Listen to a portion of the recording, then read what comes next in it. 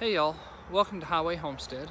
This is a follow-up video to my rabbit/groundhog eating our garden video. I'll link that below. I had one subscriber ask me how I knew it was a groundhog. So first off, Kale had saw something. He said it was round, going up through there. Didn't know what it was. And then Courtney saw it a couple of days later. And then that got me thinking, well, it could be a groundhog. But we also figured it out based off of what it was eating and how it was eating it, because we put a fence around everything, and yes, things were still getting ate, and the green beans actually got ate probably 4 feet high off the ground. No rabbit can do that. My best guess is the groundhog climbed our trellis and then ate what he wanted. But he is living, and I'll show you where he's living, or was living, before I tried to eradicate him. I don't know if I did. Things are still getting ate, so I'm thinking I did not.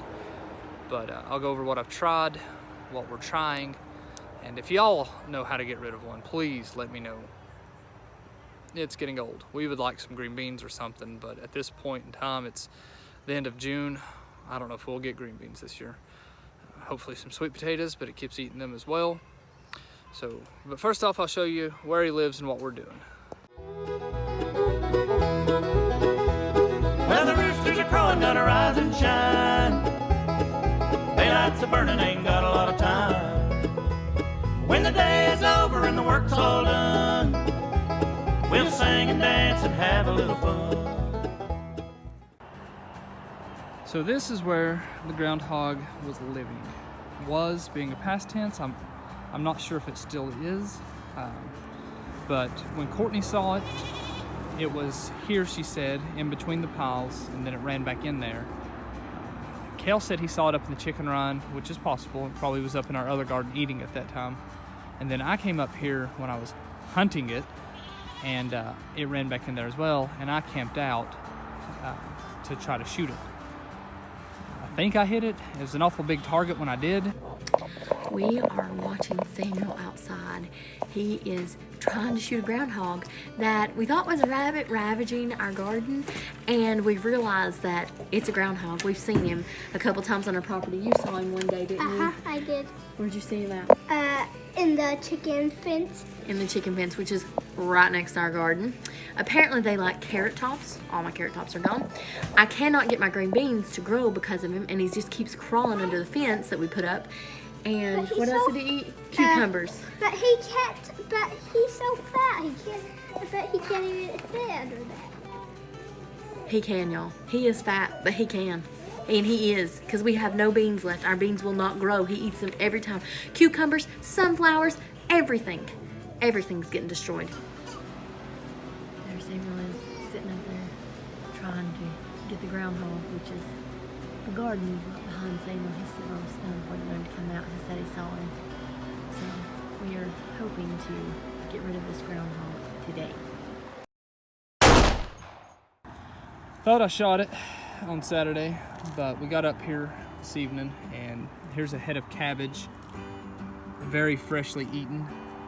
You can see here how it's ate the head, came over here and it's munched on some of the leaves. So I'm guessing I didn't get it, so we will try again. This is the area it kind of tramples. I don't know if it's trampled now because of what we're doing, or if it's still active. I put a trap here. Looks like it's doing absolutely no good, but we put a trap here to catch it. And then I also put another trap here. You can kind of follow it, and right there. Hoping to catch it. Not caught it, and it's been 3 or 4 days since I've put these out here. Still no signs of it, but we also haven't sighted it again either. We're hopeful. But so I've got another one of those types of traps actually in our garden, because it has been eating the cabbage. Here is our third trap in between 2 heads of cabbage. The cabbage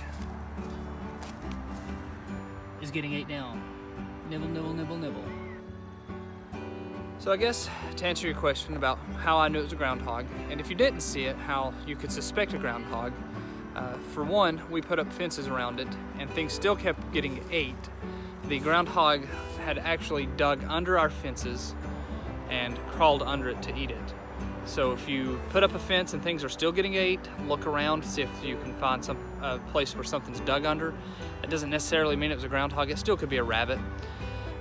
If it's getting ate higher than what you think a rabbit should be able to eat, then suspect a groundhog. And if it eats a lot all at once, like you have something beautiful one day and then the next day it's all wiped out, I would suspect a groundhog. A rabbit munches here and there, but this groundhog has literally wiped out our stuff overnight.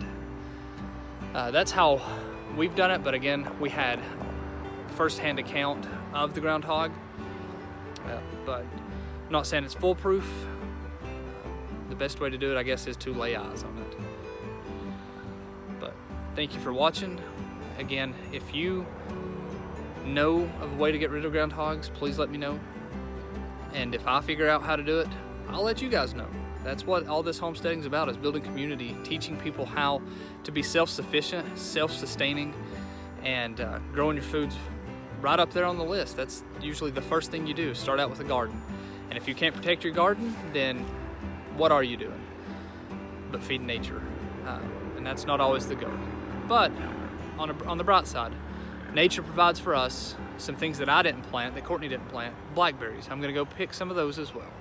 Thanks for watching. It's been Highway Homestead. See you next time.